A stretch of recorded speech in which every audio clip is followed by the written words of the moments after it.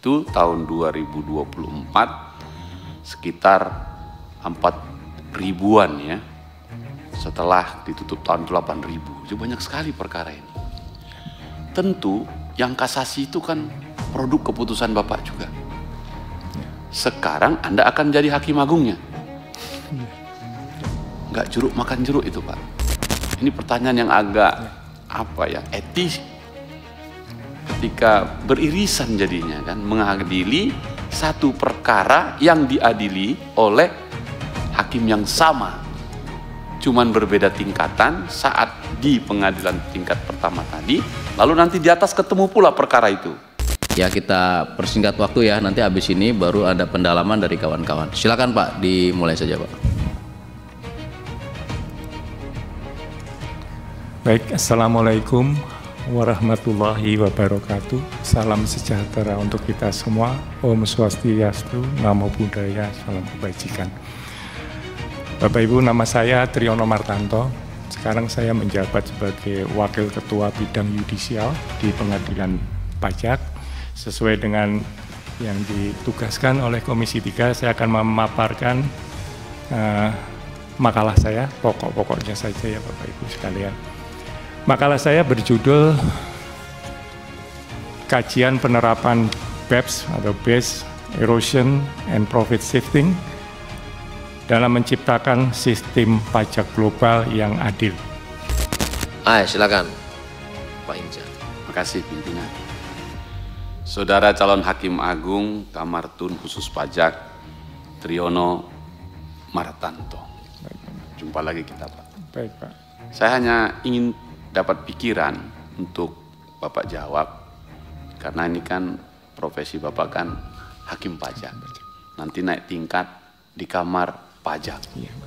Jumlah perkara yang naik kasasi di kamar tun dan pajak itu tahun 2024 sekitar 4 ribuan ya, setelah ditutup tahun 8.000. Jadi banyak sekali perkara ini. Tentu yang kasasi itu kan produk keputusan Bapak juga.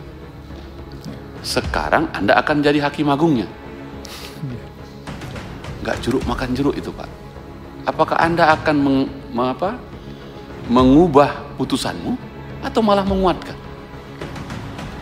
Karena hampir semua kasasi itu adalah putusan-putusan pengadilan pajak yang Bapak tangani. Pertanyaan saya, ada berapa banyak perkara yang Bapak putuskan selama jadi hakim pajak itu yang diterima dan yang keberatan atau kasasi tadi? Dan kalau itu, kira-kira nanti kalau sudah jadi hakim agung, kira-kira apa itu? Udah langsung aja penguatan lagi, ditolak, tolak, atau mengubah? Ini pertanyaan yang agak etis, ketika beririsan jadinya kan, mengadili satu perkara yang diadili oleh hakim yang sama, cuman berbeda tingkatan saat di pengadilan tingkat pertama tadi, lalu nanti di atas ketemu pula perkara itu. Kira-kira bagaimana jawaban saudara calon hakim agung? Terima kasih pimpinan. Terima kasih Pak Inca. Baik Pak Inca, memang saya kalau dihitung 10 tahun, ya mungkin putusan saya memang banyak sekali Bapak Ibu sekalian. Tapi tentunya pada saat saya mengadili nanti di Mahkamah Agung, tentunya tadi istilahnya dari Pak Inca, apakah saya akan berubah? Seperti tujuannya Mahkamah Agung adalah menciptakan suatu kesatuan hukum Bapak.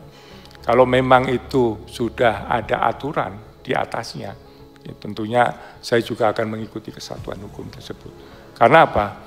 Selama ini PK Mahkamah Agung yang kedua, Pak, Bapak Ibu sekalian, itu sebagian besar adalah adanya disparitas tadi putusan di Mahkamah Agung tersebut, Pak.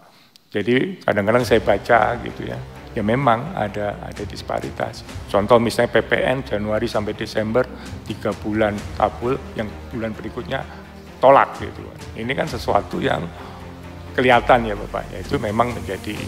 Tapi juga sekarang di rumusan kamar Pak, sekarang di rumusan kamar Mahkamah Agung yang nomor 1, SEMA nomor 1 2022 yang terakhir Pak, itu di rumusan kamarnya memang terobosan besar sekali Pak.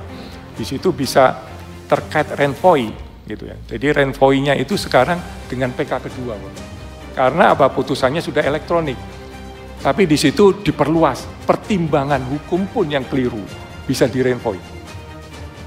Nah, pada saat itu juga saya minta ke Pak Hakim Agung, apa ini? Oh, mungkin tujuannya adalah tadi kesatuan hukum tadi, Pak.